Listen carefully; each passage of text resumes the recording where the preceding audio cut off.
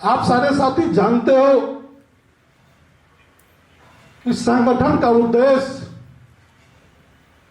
संगठन का मतलब कि एक विचारधारा की जो शक्तियां हैं, लोग हैं जो विभिन्न स्थानों पर रहते हैं, एक विचारधारा के लोग हैं। हम संगठन के जरिए उन सबको एकजुट करते हैं। संगठन बगैर किसी उद्देश्य और लक्ष्य के ये कभी नहीं बन सकता। संगठन बनाने से पहले संगठन का एक उद्देश्य या लक्ष्य निर्धारित होता है कि हम जो काम करने जा रहे हैं उसके पीछे हमारी मंशा क्या, हमारी सोच क्या है। संगठन कोई जरूरी नहीं है कि वो चुनाव ही लड़े। संगठन जनता के जो बुनियादी सवाल हैं जिनसे हम आप रोज रूबरू होते हैं, जो लोगों की परेशानी है, उससे लड़ने के लिए भी संगठन बनाया जाता है। आज उत्तर प्रदेश या देश के अंदर बहुत सारे सामाजिक संगठन काम कर रहे हैं। संगठन का दूसरा जो यह है कि हम संगठन के जरिए हम चुनाव में जाएं। लेकिन एक चीज मैं कहना चाहूंगा कि इस उत्तर प्रदेश के अंदर कई ऐसे राजनीतिक दल हैं जिनका नाम तो मैं नहीं लेना चाहता, जिन्होंने सरकार तो बना ली, 5 साल चला भी ली, कई बार सत्ता में भी रहे, लेकिन जो राजनीतिक दल का सबसे जरूरी चीज होती है संगठन के तौर पर, कैडर आधारित पार्टी, वो अपना सरकार बनाने के बावजूद उत्तर प्रदेश में कैडर आधारित पार्टी नहीं बना पाई। बहुत सारे ऐसे भी दल हैं कि जो चुनाव आता है तो लोगों को जोड़ते हैं और चुनाव खत्म होता है तो लोग छोड़ के चले जाते हैं। वो इसलिए चले जाते हैं कि उन राजनीतिक दलों का कैडर आधारित कोई मापदंड नहीं होता, पार्टी नहीं होती। यह हम दावे के साथ कह सकते हैं कि जिन परिस्थितियों में आप सारे साथी उत्तर प्रदेश में काम कर रहे हो और इतने लंबे समय से काम कर रहे हो, ना आप उत्तर प्रदेश में कभी आप सरकार में रहे, ना आपके पास कोई एमपी एमएलए हुआ, फिर भी आप मजबूती के साथ खड़े हो, इसके लिए आप बधाई के पात्र हो। यह हम आपसे कहना चाहते हैं। हम धन्यवाद देना चाहते हैं आदरणीय सांसद जी का, जो लगातार ये प्रयास करते हैं कि उत्तर प्रदेश के अंदर आम आदमी पार्टी कैडर बेस्ड पार्टी हो, कैडर आधारित पार्टी हो, और जिसका नतीजा है कि विपरीत परिस्थितियों के बावजूद आप बड़ी तादाद में इतने साथी पूरे उत्तर प्रदेश में खड़े हो, इसके लिए आपको धन्यवाद, आपका बहुत बहुत आभार। लेकिन संगठन को विस्तार दिया गया।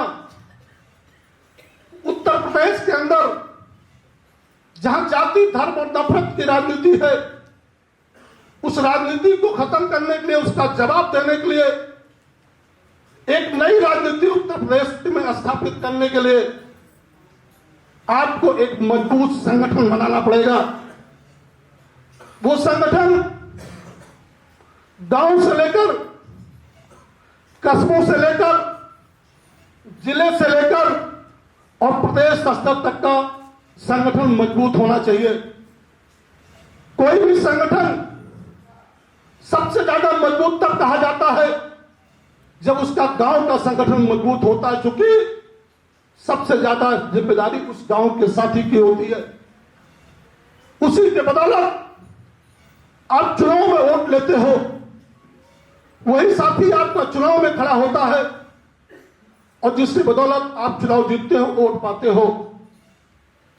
तो हर घर संपर्क अभियान उसी विस्तार और बनाने के क्रम में पार्टी की तरफ से एक सुझाव दिया गया है, प्रस्ताव दिया गया है। आदरणीय अरविंद त्रिपाठी जी मौजूद है, माननीय सांसद जी के नेतृत्व में हम लोगों ने जिस पार्टी का गठन हुआ था, गठन के बाद पूरे देश के अंदर एक मिशन बुनियाद के नाम से पूरे देश में संगठन बनाने का अभियान शुरू हुआ था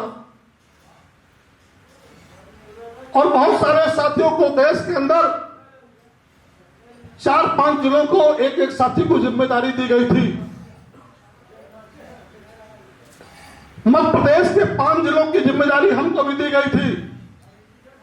हम 2.5 महीना मध्य प्रदेश में रहे, 1.5 महीना से ज्यादा, 2 महीने से ज्यादा, और ऐसे जिलों में हम लोगों ने काम किया जहां सिर्फ एक जिले में 1 से 2 कॉन्टैक्ट नंबर हमको दिए गए थे और यह कहा गया था कि इन्हीं कॉन्टैक्ट नंबर के जरिए आप जाएंगे और वहां विश्राम करेंगे, रुकेंगे, लोगों से बातचीत करेंगे और ये देखेंगे कि अन्ना आंदोलन के दौरान जिन लोगों ने भागीदारी की थी उनके नाम इकट्ठा करेंगे, उनके नंबर इकट्ठा करेंगे और फिर आप उनसे संपर्क करेंगे, उनको बुलाएंगे, उनसे बातचीत करेंगे, उनकी मीटिंग करेंगे और मीटिंग के बाद जो उस समय पार्टी की गाइडलाइन थी, उस गाइडलाइन के अनुसार आपको उस जिले में संगठन बनाना था।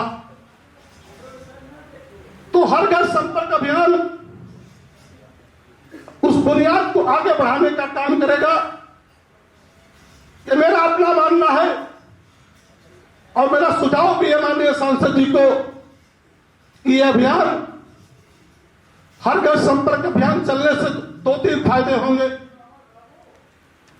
जहां आप अपनी विचारधारा के लोगों को चिन्हित करेंगे, गांव के अंदर आपका संगठन बनेगा, वहीं आपके जो मुद्दे हैं, जो राजनीति है, जो आप एजेंडा लेकर चलना चाहते हो, जो काम करना चाहते हो, उस काम को भी आप गांव-गांव पहुंचाने का जो एक प्रयास हो सकता है। तो हर घर संपर्क अभियान का जो मकसद है यह है कि जितने भी हमारे साथी जिले या विधानसभा में काम करते हैं, कोई भी साथी हो, चाहे वो जिला कमेटी का पदाधिकारी होगा, वो किसी न किसी विधानसभा से ताल्लुक रखता होगा, इस अभियान को चलाने के लिए अभी सांसद जी ने जो एक बात आपको बीच में रखी कि हम उत्तर प्रदेश के अंदर 101 साथी जो तैयार करेंगे, खोजेंगे, उनको हम चिन्हित करेंगे और हर एक को हम 4 विधानसभाओं की जिम्मेदारी देंगे। यह होने के बाद इस अभियान को चलाने में सबसे ज्यादा आसानी होगी। यह अभियान कैसे चलेगा कि जो विधानसभाओं में हमारे साथी हैं, वो किसी भी जो जिले के पद पे हो, वो अपनी अपनी विधानसभाओं में लोगों को चिन्हित करने का काम करेंगे। चाहे वो शुरुआत के दौर में 2 से 3 ही लोग हों। और एक चीज मैं और कहना चाहूंगा कि जब आप कोई नया काम करने जाते हैं तो परेशानी हर काम में होती है, अड़चन हर काम में होती है, लेकिन आपके पास 2 रास्ते होंगे। एक तो यह परेशानी से आप घबरा कर आप वापस चले जाएं, या परेशानियों का सामना करते हुए आप आगे बढ़िए। तो यह समय आगे बढ़ने का है, ये आपसे हम निवेदन कर रहे हैं। तो आप साथियों को चिन्हित करिए। आपके मान लीजिए 2 से 3-4 लोग मिल गए, उनकी 2-2 की कमेटी बना दी, 2-2 लोगों को एक साथ करिए। कम से कम 2 गांव में उनको एक दिन जाना है, एक पर्चे के साथ जाना है। पार्टी का जो राजनीतिक, पार्टी की जो विचारधारा है, पार्टी जो करना चाहती है, वो सारी चीजें पर्चे में होगी। एक मिस्ड कॉल नंबर भी होना चाहिए, उस पर्चे में लिखा होना चाहिए, और वो मिस्ड कॉल नंबर हर विधानसभा का हो तो ज्यादा अच्छा, ना संभव हो तो पूरे प्रदेश का हो, जो पर्चे पर लिखा हो। और वो पर्चा जिन साथियों को आपने चिन्हित कर रखा है, 2-2 लोगों को, वो एक दिन में कम से कम दो गांव में जाएंगे। शहर में कर रहे हो तो कम से कम 1 वार्डों में जाएंगे। उनके पहले दिन का जो अभियान होगा वो उस पर्चे को घर घर पहुंचाएंगे, लोगों से मिलेंगे और कहेंगे कि कल की डेट में अगला दिन जो होगा वो फला स्थान पर एक चिन्हित करके पहले से रखेंगे कि आम आदमी पार्टी के साथियों की बैठक है, हम आपको आमंत्रित करने आए हैं, आपसे निवेदन करने आए हैं कि आप उस बैठक में शामिल होइए। आप पूरे गांव में जब पर्चा बांटेंगे तो निश्चित तौर पर आपकी विचारधारा का समर्थन करने वाले 4-6 लोग तो आपको मिल ही जाएंगे। ये हम कम से कम की संख्या बात कर रहे हैं। और उस गांव के जो पूर्व प्रधान हो या बीडीसी हो या पूर्व पार्षद हो, सभासद हो, जो किसी राजनीतिक दल से अब तक न जुड़े हो या किसी दल में बहुत ज्यादा सक्रियता ना हो, तो आप उनको भी मिलकर उसको आमंत्रित करिए। और अगले दिन जब आप बैठक करिए तो उस बैठक में जो आपको सक्रिय साथी दिखे उसी व्यक्ति को आप उस गांव सभा का एक संपर्क प्रभारी बना दीजिए या कॉन्टेक्ट पर्सन बना दीजिए और चिन्हित करिए कि भाई इस गांव में इस व्यक्ति के सहारे ही हमको आगे सारा अभियान चलाना है। यह आपको एक टाइम पार्टी जब निर्धारित करेगी कि इसका अभियान का समय क्या होगा, उस समय के अनुसार हम सबको मिलकर इस अभियान को आगे बढ़ाना है। दूसरी चीज मैं कहना चाह रहा था कि संगठन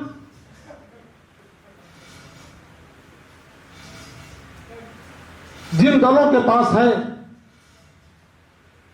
वो सत्ता में रहे या न रहे,